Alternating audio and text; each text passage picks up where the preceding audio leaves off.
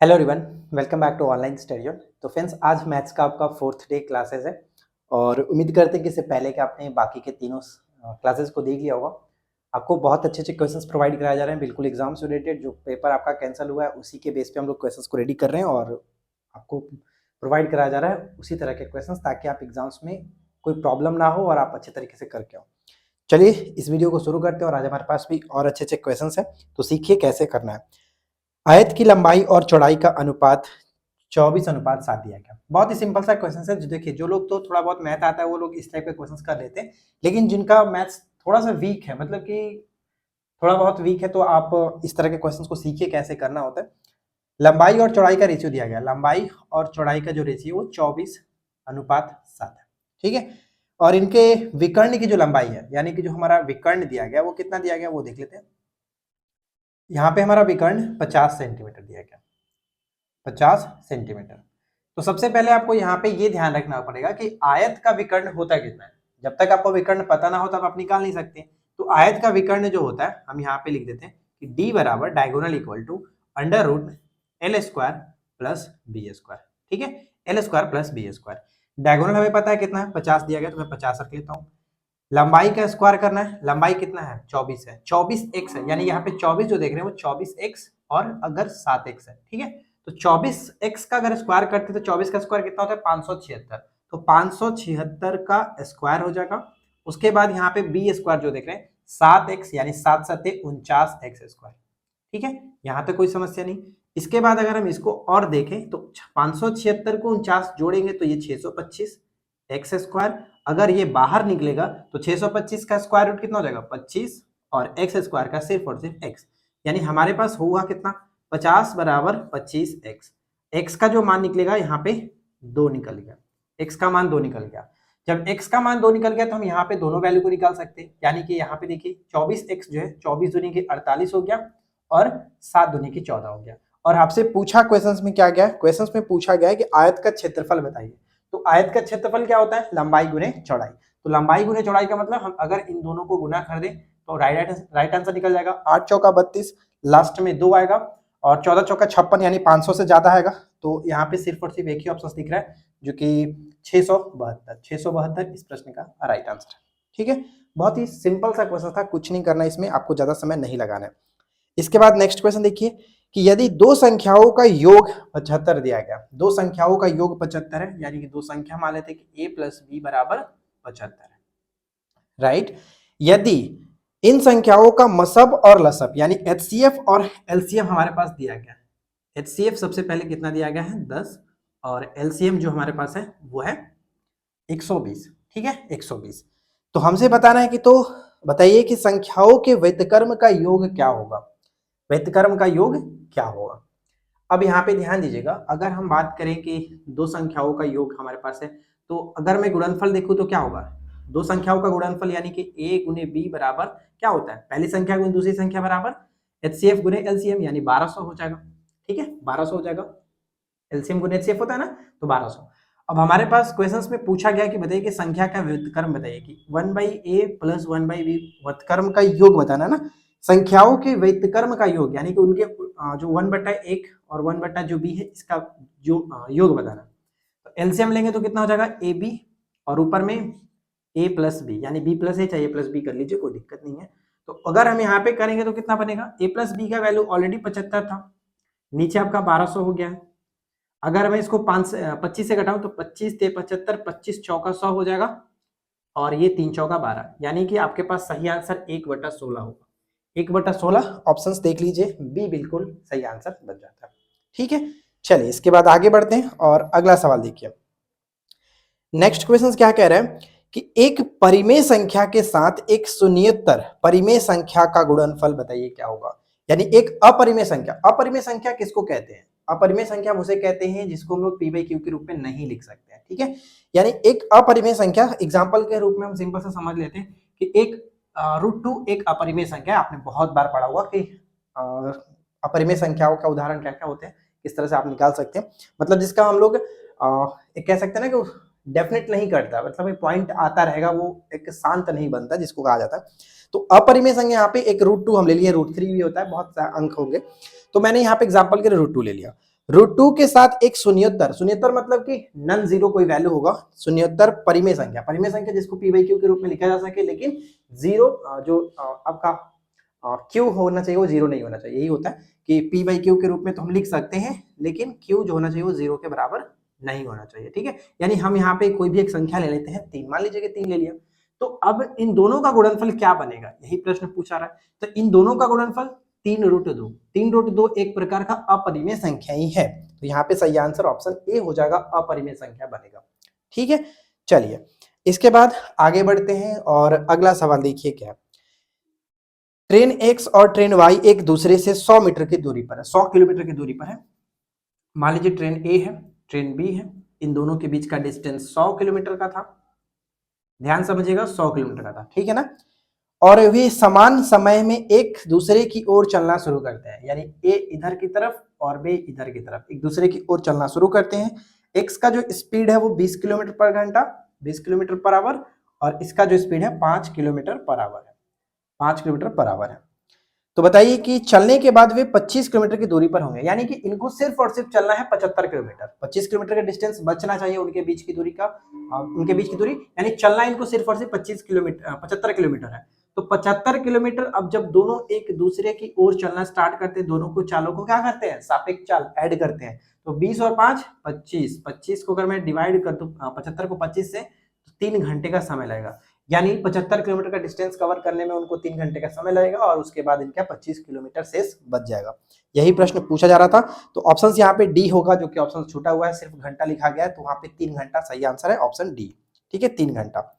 चलिए इसके बाद आगे बढ़ते हैं और अगला सवाल देखिए। नेक्स्ट क्वेश्चन सॉल्व करिए, आपके स्क्रीन पे दिख रहा होगा। क्वेश्चन कह रहा है कि मीना और सीना की वर्तमान आयु का अनुपात आपके पास दिया गया है।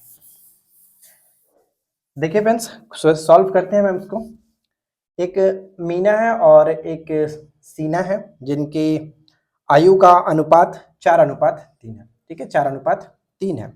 6 वर्ष के बाद मीना की आयु 26 वर्ष हो जाती है, यानी 6 वर्ष के बाद मीना की आयु, तो हम यहाँ पे मान लेते हैं कि 4x, और 6 वर्ष के बाद ये 26 वर्ष की हो जाएगी। ठीक है, तो इसका वर्तमान अगर हम देखें तो 26 मान लीजिए कि इसका घट जाएगा तो 20 हो जाएगा। ठीक है, 20 हो जाएगा। तो x का मान कितना निकल गया, 5, x का मान 5। तो अब प्रश्न में पूछा है कि बताइए कि सीना की वर्तमान आयु कितनी है। तो सीना की वर्तमान आयु यहाँ पे 5 थी, 15, क्या है इस क्वेश्चन में, कुछ नहीं है। और इसी तरह के क्वेश्चन तो पूछे गए थे आपको। ठीक है, तो यहाँ पे सही आंसर ऑप्शन सी हो जाएगा। अब चलिए आगे बढ़ते हैं और अगला सवाल देखिए। नेक्स्ट क्वेश्चन क्या कह रहा है कि एक निर्माता जो कि एक वस्तु का मूल्य 1800 रुपए अंकित करता है, उसे एक व्यापारी को 15% की छूट पर बेचता है। व्यापारी को नगद भुगतान करने पर उसके शुद्ध भुगतान का 8% अतिरिक्त छूट मिल जाता है, यानी कोई वस्तु है 1800 रुपए। ठीक है, अगर मतलब उसको खरीदते समय उसको 15% का छूट मिलता है, लेकिन अगर वो कहता है कि मैं उसको इंस्टेंट 1800 रुपए दूंगा, तो उसको और भी 8% का छूट मिल जाता है। तो बताइए कि व्यापारी निर्माता को कितनी राशि, यानी निकटतम रूप में आपको बताना है, यानी कि जो आपका लगभग में आंसर जाएगा, का भुगतान करता है, कितने रुपए का भुगतान करता है। तो देखिए 1800 रुपए तो भाई उसका मार्केट प्राइस था, अब उसको कहा जा रहा था कि 15% का आपको डिस्काउंट मिल जाएगा, यानी कि 15% डिस्काउंट मतलब 85 हो जाएगा। उसके बाद अगर ये टोटल इंस्टेंट पैसा देता है तो 8% का एक्स्ट्रा डिस्काउंट मिलेगा, यानी कि 8% और डिस्काउंट मिल जाता है 92। तो यहाँ पे देखिए 00 से 00 ये खत्म, 17 पचे 85, और ये आपका 20 पचे 100। ठीक है, तो ये आपका हो जाएगा 9, और ये हो गया आपका 10। ठीक है ना, कोई दिक्कत नहीं। ऊपर में 17 नवा 153 गुने में 92 हो गया, और बटे में 10 हो गया। अब यहाँ पे देखिए 15 नवा 135 होना चाहिए, और अगर हम इसको गुना करते हैं तो क्या बनता है, गुना करके देख लेते हैं। 153 को अगर मैं 92 से गुना करता हूँ तो ये देखिए 6 15 दूनी की 30, 9 30 27, 2 15 नवा 135 और 1 2 137 हो गया, 6 7 10 4 और 1। उसके बाद हमें नीचे 10 से एक पॉइंट बैठेगा, तो 1407.6, यानी हमें निकटतम बताना था, तो सही आंसर 1408 हम टिक करके आगे बढ़ेंगे, ऑप्शन बी पे जा सकते हैं। ठीक है, चलिए इसके बाद अगला क्वेश्चन देखते हैं क्या कह रहा है। देखिए नेक्स्ट जो क्वेश्चन है वो काफी अच्छा है, थोड़ा सा ध्यान से समझिएगा। यहाँ पे हम इसको सॉल्व करते हैं। क्वेश्चन कह रहा है हमारे पास कि दो संख्याओं का लसा उनके मसा का 114 गुना है। ध्यान से क्वेश्चन करिए, यानी लसा जो है, यानी एलसीएम जो है वो एचसीएफ का एलसीएम जो है वो HCF का 114 गुना है। HCF अगर x है तो 114 x आपका एलसीएम हो गया। ठीक है, यदि लसा और मसा का योग 2300 है, यानी कि 114 और x यानी 115 जो है 115 x बराबर 2300 के बराबर है। समझ में आ रहा है? तो यहाँ पे एक संख्या 380 है तो दूसरी संख्या हमें बताना है। तो यहाँ पे देखिए 23 25 115 होता है, 20 25 100 हो गया, यानी x का जो वैल्यू निकलेगा वो 20 निकल गया। जब x का वैल्यू 20 निकल गया तो कहने का मतलब ये हुआ कि आपका HCF तो 20 है और एलसीएम कितना हो गया 114 गुने 20। अब आपको ये भी पता है कि पहली संख्या यानी HCF गुने LCM, LCM हो गया, HCF हो गया, यानी देखिए ये LCM था, ये HCF था, LCM गुने HCF बराबर क्या होता है पहली संख्या। पहली संख्या तो हमारे पास क्वेश्चंस में ही दिया गया है 380, तो दूसरी संख्या बताना है, दूसरी संख्या मान लेते हैं x है। समझ में आ रहा है? बस यहाँ पे इसको कैलकुलेशन करते हैं। 10 से 10 मान लीजिए कि ये कट गया, ठीक है, 2 से इसको कटा लेते हैं 19, 19 छक्के 114 होता है, 19 छक्के 114, तो हमारे पास हो गया क्या 6 दूनी की 12 120, यानी x का जो मान होगा 120 बिल्कुल सही है, ऑप्शन सी पे जा सकते हैं, यानी दूसरी संख्या 120 है। उम्मीद करते हैं समझ में आ गया होगा। चलिए इसके बाद हम आगे बढ़ते हैं, सबसे पहले बोर्ड को साफ कर लेते हैं। अब देखिए नेक्स्ट क्वेश्चन क्या कह रहे हैं कि 15 आदमी एक काम को 20 दिन में कर सकते हैं। बहुत ही छोटा सा सवाल है कि 15 आदमी किसी काम को 20 दिन में कर सकते हैं। ठीक है, कोई काम है, एक काम मान लेते हैं। उसके बाद क्या कह रहे हैं कि 10 आदमी इसके दुगने काम को, यानी 10 आदमी इसके दुगने काम को, पहले एक काम था अब दुगना काम है। मैं यहाँ पे कैसे कर रहा हूँ, MDH वाला फॉर्मूला आपको पता है, MDH नीचे वर्क होता है। ठीक है, MDH बटे वर्क होता है, तो M हो गया, D हो गया, वर्क हो गया, M हो गया, वर्क हो गया। तो यहाँ पे हमें पूछा है कि कितने दिन लगेगा, तो मान लेते हैं x दिन का समय लगेगा। तो 10 दूनी की 20, 15 दूनी 30, 30 दूनी की 60, यानी x का मान यहाँ पे 60 करेक्ट होगा। 60 दिन का समय लगेगा, उससे दुगने काम को, ऑप्शन ए करेक्ट है। ठीक है, एक वस्तु 25% के लाभ पर जो कि कितना बेची जा रही है 2500 रुपए में बेची जाती है, तो बताइए कि लाभ का प्रतिशत क्या होगा। एक वस्तु 25% के लाभ पर इतना रुपए में बेची गई, यानी इतना रुपए में बेची गई, तो मान लेते हैं कि क्रय मूल्य उसका x है, 25% का लाभ है, तो 125 बटे में 100 हो गया, और कितना, बस कुछ नहीं, 2 से गुना हो गया आपका। उसके बाद यहाँ पे 20, यानी x का मान जो कि 2000। क्या है यार इसका, इस टाइप के क्वेश्चंस में कुछ नहीं है, लेकिन इसी तरह के तो क्वेश्चंस पूछे गए थे, फिर भी आप लोगों को लगता है कि यार मैथ्स कुछ ज्यादा ही टफ पूछा गया था। जो पेपर देकर आए थे कुछ लोग कह रहे थे। चलिए इसके बाद देखिए अगला जो सवाल है वो बहुत अच्छा सवाल है, इसको ध्यान से समझिएगा। इससे पहले ही मैंने आपको कराया हुआ है, अगर आपने देखा वीडियो तो। एक धनराशि की साधारण ब्याज की 8% चक्रवृद्धि 8% वार्षिक दर पर 5 और 6 वर्षों में परिपक्वता जो की राशि कितनी हो जाती है। तो देखिए 5 वर्ष में कितना हो जा रहा है 1120, और 6 वर्ष में हो जा रहा है 1184। ठीक है, तो यहाँ पे हम कहते हैं ये क्या है, ये आपका अमाउंट होता है। अगर मैं डिफरेंसेस निकाल लेता हूँ, एक वर्ष का ये ब्याज हो जाएगा, एक वर्ष का ब्याज, तो एक वर्ष का ब्याज कितना निकल जाएगा अगर यहाँ पे मैं डिफरेंसेस करता हूँ, तो 4 6, ठीक है, 4 और 6 64। लेकिन हम यहाँ पे 5 पे काम करेंगे, तो यहाँ पे 5 वर्ष का कितना हो जाएगा, 5 वर्ष का जो कि ब्याज, तो 5 वर्ष का ब्याज आप 5 से गुना करेंगे तो 64 गुने 5, तो 5 चौका 20, 6 25 30 और 2 32, यानी 320। 320 क्या है, ये आपका ब्याज हो गया, यानी कि सिंपल इंटरेस्ट हो गया, क्योंकि यहाँ पे चक्रवृद्धि ब्याज नहीं साधारण ब्याज की बात कही जा रही, तो ये हमारा सिंपल इंटरेस्ट हो गया। अब ये समझिए आप कि ये हमारा क्या है, मिश्रधन है, ये हमारा साधारण ब्याज है। तो हमें क्वेश्चंस में पूछा कि मूलधन बताइए P, तो आपको पता है कि अमाउंट जो होता है वो प्रिंसिपल प्लस सिंपल इंटरेस्ट का योग होता है। अमाउंट अगर हमारे पास 1120 दिया गया है, प्रिंसिपल हमें फाइंड आउट करना है, और सिंपल इंटरेस्ट 320 निकाल चुके हैं, तो 320 हम यहां से घटा देंगे, यानी कि P जो होगा वो 800 बिल्कुल सही आंसर बन जाता है। 800 करेक्ट होगा, जो कि ऑप्शन बी पे जा सकते हैं। चलिए इसके बाद अगला सवाल, एक मिठाई की 250 ग्राम मात्रा में 20 ग्राम काजू और 30 ग्राम बादाम है, यानी ये समझिए कि 20 ग्राम काजू प्लस 30 ग्राम बादाम। ठीक है, तो ये आपका टोटल कितना हो गया 50 ग्राम। तो 50 ग्राम किसमें है, यानी कि अगर हम यहाँ पे देखें, हमें पूछा क्या जा रहा है कितना होगा अगर 300, तो यहाँ पे समझिए कि 250 ग्राम में ये दोनों मिलाकर के 50 ग्राम है, तो 350 ग्राम में कितना होगा, 350 ग्राम में, तो 50 बटे 250 मैंने यहाँ पे किया, उसके बाद गुने में कितना रखेंगे 350 रखा, तो ये आपका 5 और ये आपका 70, यानी कि टोटल 70 ग्राम होगा। अब हम ऑप्शंस पे जाएंगे कि देखेंगे 70 ग्राम किन में मिल रहा है। तो अगर पहला ऑप्शन से उठाए तो 28 और 42, यानी कि 28 ग्राम काजू होगा तो 42 ग्राम बादाम होगा। क्या कोई और ऑप्शंस मिलकर के 70 बन रहा है? बिल्कुल नहीं। कोई और ऑप्शन आप उठा करके देखो, बिल्कुल भी नहीं बनेगा। यानी कि कहने का मतलब कि 350 ग्राम में जो काजू रहा वो 28 ग्राम, और जो बादाम रहा वो 42 ग्राम। तो ये हो गया इस प्रश्न का right answer option A. Option A बिल्कुल सही होगा। चलिए इसके बाद अगला क्वेश्चन देखिए। अगला जो सवाल है वो बहुत अच्छा है, आपको थोड़ा सा याद रखना है। यहाँ पे मैं आपको बताऊंगा क्या याद रखना है। क्वेश्चन आपसे पूछा जा रहा है कि 15, 20 और 12 जो है, सॉरी यहाँ पे 15, 12, 20 दिया गया। तो 15, 12 और 20 का आपको बताना है कि चतुर्थांश क्या होगा। चतुर्थांश अनुपात बताना है, यानी चौथा अनुपात बताना है। तो 15/12 ये हो गया हमारा पहला अनुपात, दूसरा, तीसरा और चौथा यहाँ पे मान लेते हैं x है।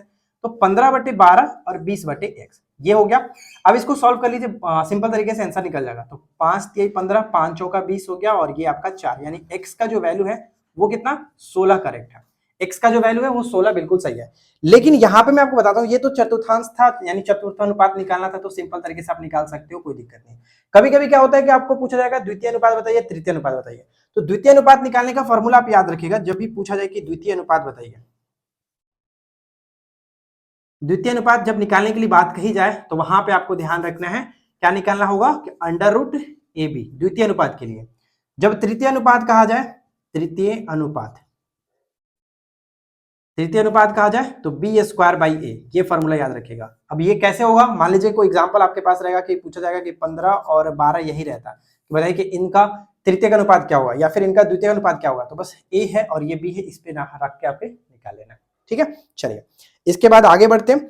अगला प्रश्न है कि यदि क्रयमूल्य विक्रयमूल्य का 35% है। बहुत ही छोटा सा क्वेश्चन है, इसमें कुछ नहीं करना, बस थोड़ा सा आप सोच लो, राइट आंसर निकल जाएगा। क्वेश्चन क्या कह रहा है कि क्रयमूल्य जो विक्रयमूल्य का 35%। मान लीजिए कि हमारा जो कोई वस्तु है, मैंने एसपी मान लेते हैं कि एसपी जो मैंने उस वस्तु को 100 रुपए में बेचा है, और हमारा क्रयमूल्य क्या है, क्रयमूल्य कह रहे हैं ना कि क्रयमूल्य विक्रयमूल्य का 35% है, यानी कि हमारा ये रहा होगा। यही तो क्वेश्चन कह रहा है ना कि मान लीजिए कि क्वेश्चन कह रहा है कि क्रयमूल्य विक्रयमूल्य का 35% है। क्रयमूल्य जो है वो विक्रयमूल्य का 35% है। कोई वस्तु का दाम मैंने 35 रुपए रखा था, उसको मैंने बेच दिया 100 रुपए में, तो यही तो चीज निकल रहा है। तो क्वेश्चन हमसे पूछा, तो बताइए कि लाभ प्रतिशत कितना होगा। तो आप ये बताइए कि कोई वस्तु को मैंने यहाँ पे 35 में खरीद करके इसको बेचा है 100 रुपए में, तभी तो लाभ प्रतिशत कितना यहाँ पे हम देख रहे हैं। हमें प्रॉफिट कितना हुआ, 65% का, सॉरी 65 रुपए का प्रॉफिट हुआ है। लेकिन परसेंटेज निकालना है तो नीचे किसको रखते हैं, नीचे हमेशा क्रयमूल्य को। तो मैंने यहाँ पे नीचे क्रयमूल्य रखा और इसके बाद गुना में 100। अब इसको कटाते हैं तो आप कहेंगे कि 13 × 5 = 65, 7 × 5 = 35, उसके बाद 1300/7, 1300/7। अब यहाँ पे हम इसको सॉल्यूशन करेंगे तो देखिए पॉइंट में भी सब ऑप्शन आपको दिख रहा होगा। चलो मैं इसको 7 से घटाता हूँ, 1300 है तो कितना हो जाएगा, एक बार में 13, तो 7 6 0, उसके बाद 8 7 56 ये हो गया, उसके बाद 4 फिर 0 और 7 5 35, तो यहाँ पे 5। अब देखते हैं क्या ऑप्शन हमारा मिल रहा है। 185 से कौन सा स्टार्ट हो रहा है, सिर्फ और सिर्फ एक ही ऑप्शन है सी में, यानी 185 समथिंग आएगा, 185 दशमलव कुछ। तो सही आंसर सी पे टिक करके आगे बढ़ सकते हैं। चलिए इसके बाद अगला क्वेश्चन है कि एक कार एक निश्चित दूरी को 50 किलोमीटर प्रति घंटे की चाल से 8 घंटे में तय करती है। यानी अगर वो 50 किलोमीटर प्रति घंटे की चाल से 8 घंटे चलती है तो भाई कितना चला होगा। तो कितना चला होगा, डिस्टेंस बराबर दूरी बराबर चाल गुने समय। तो चाल 50 था और वो 8 घंटे लगातार चल रहा है, तो डेफिनेटली 400 किलोमीटर भाई चली होगी। 400 किलोमीटर चला है। अब ये समझिए कि इसी दूरी को अगर हमें 5 घंटे में तय करना है, ये तो भाई 8 घंटे में तय किया गया था, स्पीड था 50 किलोमीटर प्रति घंटा का, लेकिन अगर इस डिस्टेंस को मुझे सिर्फ और सिर्फ 5 ही घंटे में कवर करना है तो कितना का स्पीड रखना पड़ेगा। तो आप कहेंगे कि 80 किलोमीटर प्रति घंटा के स्पीड से चलना पड़ेगा। लेकिन क्वेश्चन आपसे ये नहीं पूछा रहा है कि 80 किलोमीटर प्रति घंटा से चलना है या क्या चलना है। पूछा जा रहा है कि बताइए कि इसके पास में कितनी वृद्धि, यानी इसके समय में कितनी वृद्धि, सॉरी समय नहीं, इसके चाल होगा, इसके चाल में कितनी वृद्धि होनी चाहिए। तो पहले तो 50 से चल रहा था और अब 80 से चलेगा, तो यानी कितना का वृद्धि होगा, 30 किलोमीटर प्रति घंटा के स्पीड से वृद्धि करना पड़ेगा। और कुछ लोग क्या करेंगे इस क्वेश्चंस को कि ऑप्शंस में यहाँ पे 80 दिखेगा तो ऑप्शन 80 टिक करके आ जाएंगे और सभी जगह हल्ला मचाएंगे कि मैंने तो मैथ सॉल्व करके आया था। लेकिन यहाँ पे यहाँ ध्यान दीजिएगा, क्वेश्चंस में पूछा गया था कितने की वृद्धि होगी, ना कि कितने के चाल से चल रहा है, यही ध्यान रखना होता है। सिंपल सा क्वेश्चन होता है, लेकिन काफी लोग यहाँ पे गलती कर देते हैं सिर्फ नहीं देखने की वजह से अच्छे तरीके से। चलिए अगला प्रश्न देखिए क्या करें। नेक्स्ट क्वेश्चन आपका ये है कि वह छोटी से छोटी संख्या कौन सी होगी जिसे दुगना करने पर 4, 6, 9, 12 और 14 से वो पूरी तरह से विभाजित हो जाए। तो 4, 6, 9, 12 और 14, सबसे पहले तो इनका हम एलसीएम ले लेंगे। एलसीएम लेंगे तो देखिए 2, 3, 9, 6 और 7। उसके बाद फिर से अगर ये 2 से चला जाएगा 1, 3, 3, 3 और ये 7। अब यहाँ पे हम 3 से ले चले जाते हैं, 3 से ले जाएंगे तो ये नहीं जाएगा, ये चला गया, ये चला गया, ये चला गया, 7 ले जाएगा। क्या ये सही है? कुछ तो गड़बड़ है, देख लेते हैं एक बार फिर से। अगर एलसीएम लेंगे तो 2 से कटाते हैं तो 2, 3, 9, 6, 7, ठीक है। 2 से कटाएंगे तो 1, 3, देखिए यहाँ पे गड़बड़ हो जा रही है, ये 9 का 9 ही रहेगा ना, 2 से नहीं कटेगा। उसके बाद हम फिर 3 से ले जाएंगे तो ये 1 हो गया, यहाँ पे कट जाएगा, ये फिर 3 बचेगा, यहाँ पे 3, ये 7। अब ठीक है, तो ध्यान 2 दूना 4, 4 3 12, 12 3 कितना हो जाएगा, 12 3 आपका 36, 36 गुने 7 करेंगे तो कितना बनेगा, 36 गुने 7 करेंगे तो 252, 252। अब यहाँ पे ध्यान दीजिए, क्वेश्चंस में यही पूछा जा रहा था कि बताइए कि संख्या को दुगना करना था, ये आपका टोटल दुगना की हुई संख्या निकला, तो यानी कि इसका आधा करेंगे तब ना हमारा आंसर निकलेगा जी। 126 बिल्कुल सही आंसर बन जाता है, ऑप्शन ए को टिक करेंगे। इस चीज को ध्यान रखिए, क्वेश्चंस में पूछा गया था कि जिसे दुगना करने पर, यानी जो हमारा यहाँ पे निकल रहा है एलसीएम, ये ऑलरेडी दुगना किया हुआ है, तो इसका आधा करके आंसर टिक करेंगे। ऑप्शंस में दोनों रहेगा तो गलती नहीं करना है। ऑप्शंस यहाँ पे देख सकते हैं, दोनों दिख रहा है, 126 और 252, लेकिन यहाँ पे जो आपका निकल रहा है वो 252 ऑलरेडी दुगना करके निकल रहा है। हमें संख्या बताना है, वो संख्या हमारा 126 है। आई होप की चीज समझ में आ गई होगी। चलिए तो अब देख लेते हैं हमारे पास कोई क्वेश्चन छूट तो नहीं रहा ना। ये मैंने करा दिया, ये हो गया, ये भी हो गया, और अब चलिए सब सारा क्वेश्चन हो गया है। तो यही हमारे पास आज क्वेश्चंस थे। उम्मीद करते हैं कि आप लोगों को समझ में आया होगा और वीडियो अच्छा लगा होगा। वीडियो पसंद आया तो लाइक एंड शेयर कर दीजिएगा। चैनल पे पहली बार है, सब्सक्राइब करके नोटिफिकेशन बेल आइकन को ऑल पे सेट करिए। मिलते हैं नेक्स्ट क्लास में। Thanks for watching.